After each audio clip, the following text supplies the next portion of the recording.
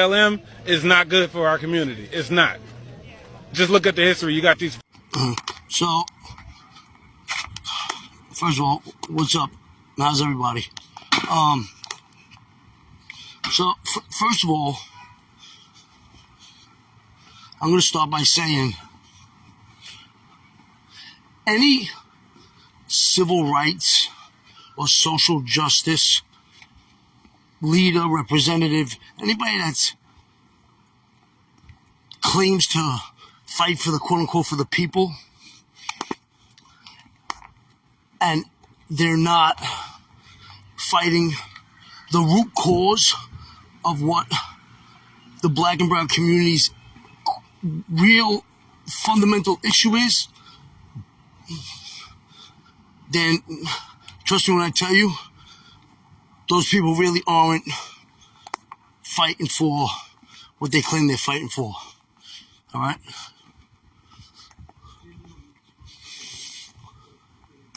Since the transatlantic slave trade, existed in this country, all it's ever been about and will continue to be about is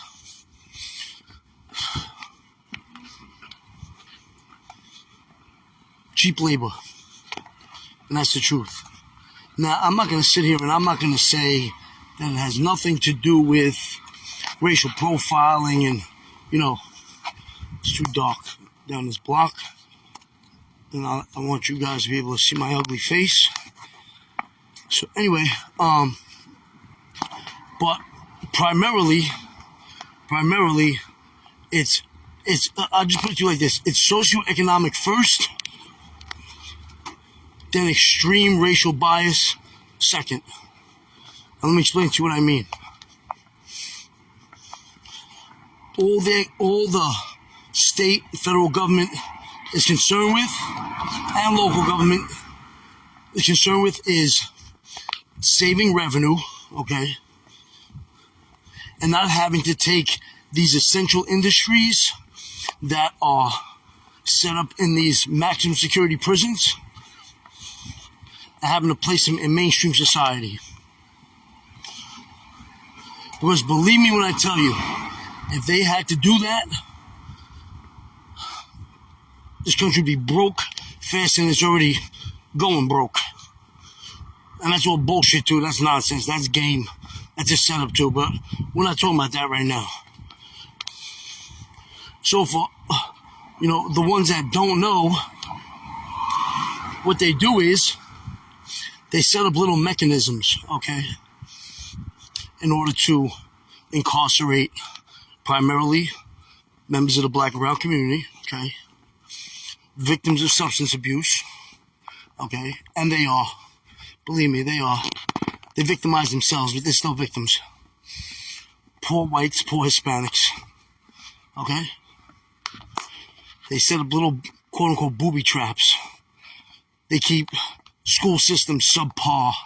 They understand a poor education leads to low or no job marketability. Poor education, I'll put it to you like this. When people are educated, it creates a different environment for the person that has sought higher education and for the people around them, When you destroy an education system for a whole class of people, you essentially destroy that whole class of people. And that's the truth.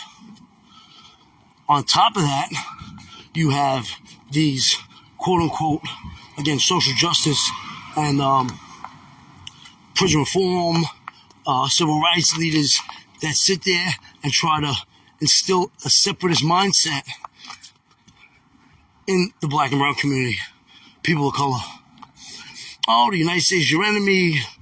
The rich white Republican is your enemy.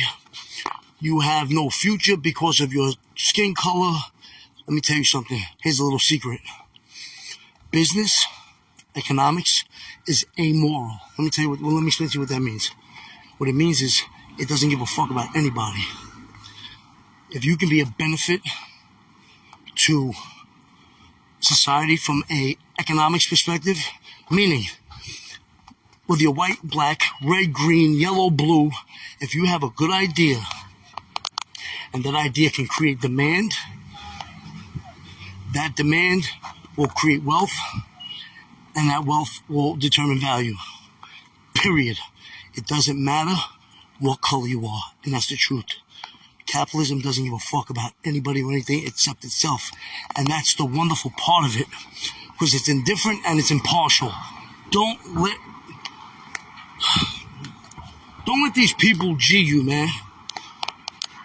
These people that get up on podiums and stand and say, because of your skin color, your race, you're at an inherent disadvantage. Kind of, but not the way that they try to create that mindset, believe me. Members of the black and brown community can have and be whatever their mind's eye. The version of yourself that you create in your mind's eye, you can manifest that into your own actual reality. Don't allow people that want to entrap you mentally, spiritually, emotionally, win. Now, not to get off on a tangent, to stay on the point, things like police quotas, the clause in the 13th Amendment, the prison labor clause that allows state, local, and federal government to pay criminals still slave wages. That's the game. That's the G.